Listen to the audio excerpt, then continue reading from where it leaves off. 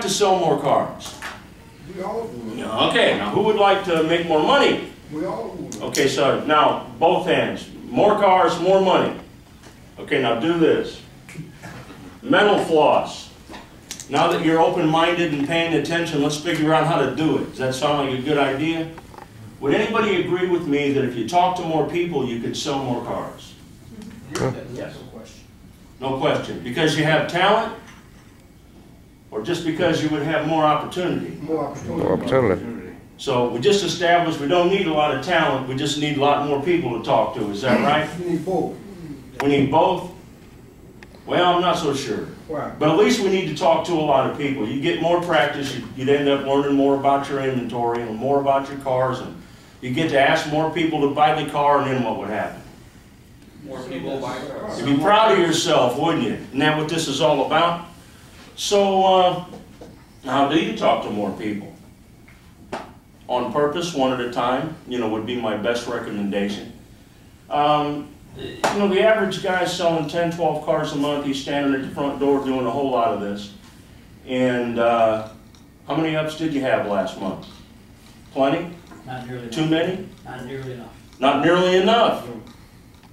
Whose fault is that? Ours.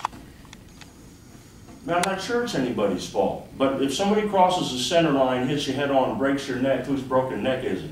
Yours. Wasn't your fault. No. Same result. So if I could show you how to do something about it, if I could show you how to talk to more people, would that be valuable to you? Yes. All right, everybody put your watch and lower on the table. My assistant's going to come by and pick that stuff up. Because this is valuable. Listen very slowly. The first thing you have to do every morning is get up and adjust your attitude. How come the Bears didn't win? Attitude. They just didn't show up, right? And I can remember back in the day when I was, smaller than this, Butkus was on the field. And this whole game that you guys just had with the Packers, all I could hear in my mind was the announcer saying something like, well, gee, Jim, I think Butkus tore the quarterback's arm off this time. And the other guy saying, I think that's going to be a penalty, Jim. See, there was no attitude there. They just didn't show up. We're the same way at work. I mean, I've been here for a whole week, and I'm sorry I haven't had a chance to spend more time with you. But attitude's number one. How long does it take to develop a good habit? 2 weeks. I don't know. I don't really have any.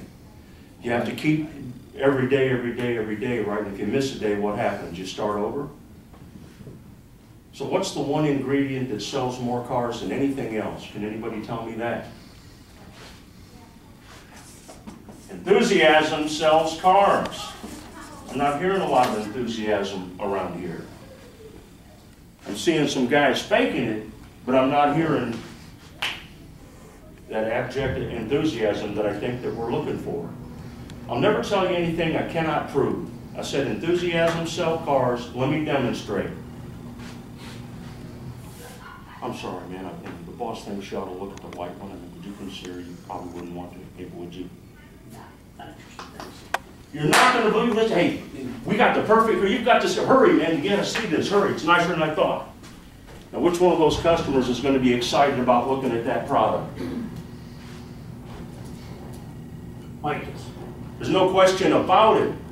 But, that same enthusiasm carries over to the telephone. Boss wanted me to talk about the telephone. It's the same thing. Sales. I mean, what are you doing? Don't take a call you're not prepared to take because you're not even going to get the guy. If the telephone rings and it's an incoming sales call, don't touch it. Stay away from it. Don't answer. Just let it ring. Get back. Customer's going to think we're busy. Maybe they'll come down here and see what's going on. Because if you put your hand on there, you better get that guy's name and number so we have a way to follow up. Isn't that right? Is that our job, yes or no? Yes. All right, so we're talking about enthusiasm here. It's different for everybody, isn't it? Who are the caffeine abusers in here? How much does it take? Double it. Who works out before work? Who thinks they should work out before work? How come we don't do it?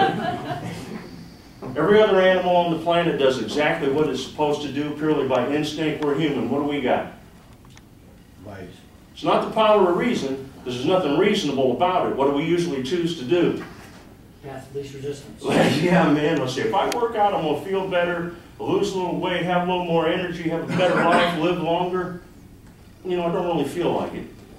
What kind of decision is that?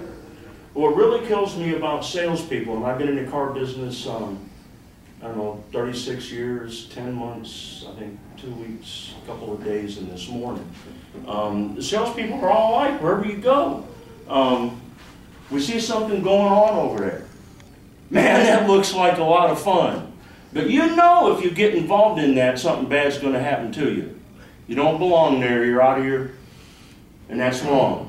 And the last thing that salesman says just before he gets himself in a lot of trouble is, hey man, hold my beer. Hey you guys, watch this. Run right over and jump in the middle of that, then what happens? In 30 minutes the guy's in jail, divorced, or dead. What kind of decision is that?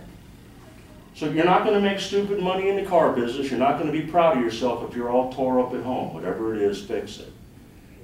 It takes a lot of focus and what I call singleness of purpose. You got to make the one thing, to come in here and be proud of yourself at the end. Am I right? Yeah. Okay.